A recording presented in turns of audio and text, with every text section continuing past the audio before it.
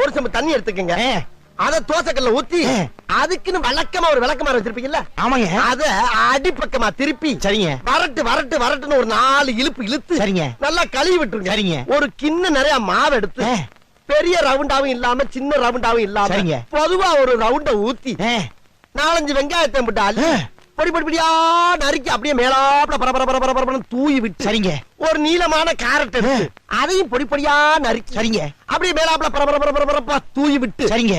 ஒரு 16 கரண்டி நெய் எடுத்து சரிங்க. அதுல 6 கரண்டி நெய்ய உள் சைடு அப்படியே லேசா விளாவி விட்டு சரிங்க. 10 கரண்டி நெய்ய தோசைக்கு வெளி சைடு அப்படியே மேலாப்ல விளாவி விட்டு சரிங்க. இட்லி பொடி இருக்கு பாத்தீங்களா? அத அப்படியே அள்ளி மலை சாரல் மாதிரி அதை மேலாப்ல பரபரன்னு அப்படியே பேய விட்டு சரிங்க. பொத்துனாப்ல அப்படி ஒரு பரட்டு இப்படி ஒரு பரட்டு அப்படியே ரெட்டி கலர்ல முருக விட்டு கம ஒரு ஊத்தப்பத்தை எடுத்து